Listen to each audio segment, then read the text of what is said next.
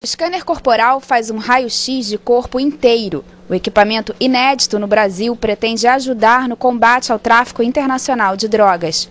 Ele é capaz de detectar se o passageiro ingeriu até mesmo explosivos. 4 aeroportos do país receberam a máquina: São Paulo, Rio de Janeiro, Manaus e Recife. O scanner corporal é um raio-X, certo? Só que ele não é só do tórax, é do corpo inteiro, até o nome já está dizendo isso. E ele mostra tanto que essa pessoa ingeriu alguma coisa, droga ou até hoje em dia até explosivo. Esse é um dos 4 aparelhos que foram doados pelo governo americano para auxiliar a fiscalização dos aeroportos no Brasil. Dentro de uma semana, aqui só vai passar quem a Polícia Federal considerar suspeito. Em apenas 7 segundos e sem precisar tirar uma peça de roupa, é possível saber se a pessoa possui armas, drogas ou explosivos. Tudo aqui já está apto a entrar em operação.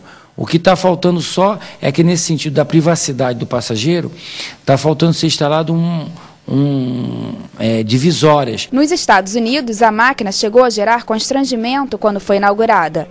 Mas o delegado tranquilizou os passageiros. A pessoa não tem que ter preocupação nenhuma. Primeiro que, em caso de mulher, será uma policial federal que vai fazer. Ou, se for um homem, um policial.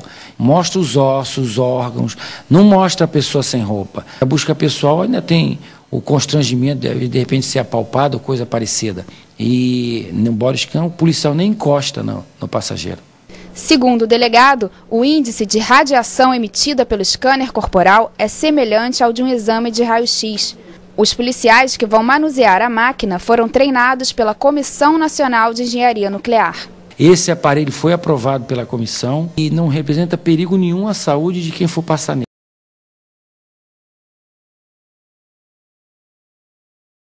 This morning's Health Watch, a new concern about those full-body scanners that the TSA wants to put in airports. Here with details is our own Dr. Jennifer Ashton. Good morning. Good morning, Maggie. Big write-up in the New York Times citing cancer concerns because of the amount of radiation these machines emit. How much radiation are we talking? Well, in terms of the back scanner radiation, which is one type of scanner that is theorized to be used in airports, the experts say that it is equivalent to the amount of radiation that you get in a dental x-ray, only 1% of that. So we're talking a fraction of the radiation that you get when you get your teeth filmed. That certainly does not sound like a big deal, right? Especially for somebody who doesn't travel very much. Exactly, and a lot of radiation experts are now weighing in, and even if 1 billion people are scanned using these back scanner type of radiation scans, the thinking is that it could possibly result in 10 additional cancer deaths per year. Now, if you're one of those 10, obviously that's going to be 10 too many, but we have to remember that every time you get on a plane, you are in fact exposed to ionizing radiation just when you go up to 30,000 feet.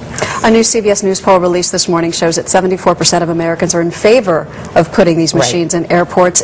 Do the risks outweigh the benefits? You know, that's the big question, Maggie. You always have to weigh both the risks and the benefits. The thinking is that in terms of a security screening technique, it's very, very effective, and we may in fact be at the time and point that we need to employ those techniques. But again, the name of the game in medicine and preventative health is minimizing that risk. So people like pregnant women, children need to be particularly careful. Dr. Jennifer Ashton, thank you so much. The elites have said that they want to have a final revolution, that they know the public's going to revolt against them, so that's why they've scientifically set up the surveillance grid, the cashless society. This whole continuity of government system is designed to suppress and control the people of America.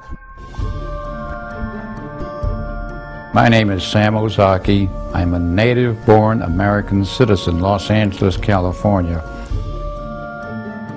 When Franklin Delano Roosevelt signed Executive Order 9066, we were all rounded up like cattle and placed into America's concentration camps. In May 2007, President Bush signed a National Security Presidential Directive 51. Most Americans would agree that it would be prudent to have a plan to provide for the continuity of government. They have such a plan. They introduced a little sketchy public version that's clearly inadequate, but they said, don't worry, there's a detailed classified version. Army Regulation 210-35.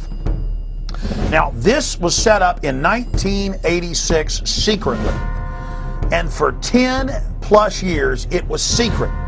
And in 1997, Bill Clinton declassified this, and we were the first major radio show to cover it. Since then, it's been expanded. This lists 12 camps to to hold American citizens that have been built by the United States Army. Beginning in October, the Army plans to station an active unit inside the United States. Under NORTHCOM and under the new Homeland Brigade, it was first going to be 3,000, and then 20,000, and then 40,000. The 3rd Infantry Division's 1st Brigade combat team has spent 35 of the last 60 months in Iraq. Combat-hardened troops who've been running camps and centers in Iraq are now coming back to the United States to, quote, carry out law enforcement actions. The Army unit may be called upon to help with civil unrest and crowd control. The primary purpose of this force is to provide help to people in need in the aftermath of a WMD-like event in the homeland. Why is the media on one hand saying there are no FEMA camps, but on the other hand, legislation has been introduced to build them? Here's H.R. 645 legalizing what has already been developed, what's already been paid for by FEMA. The government doesn't build things that are not needed or that there aren't contingency plans that say there's a reason for them. These are the kinds of camps that could be used for political dissidents, just like occurred in Nazi Germany. I think the government's anticipating that there's going to be a increased reaction against the economic downturn. All of our rights are predicated on a free America. And if we don't have a free America, all of the other questions become moot. Don't these companies have a responsibility morally if they're in there building camps and building shackles and building barbed wire facing in to speak out?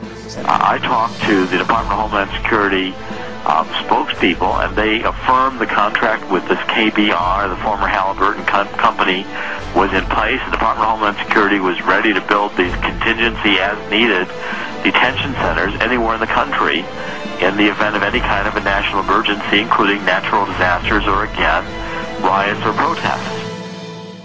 The real terrorists are the people that have hijacked our nation that would dare say the First Amendment is terrorism.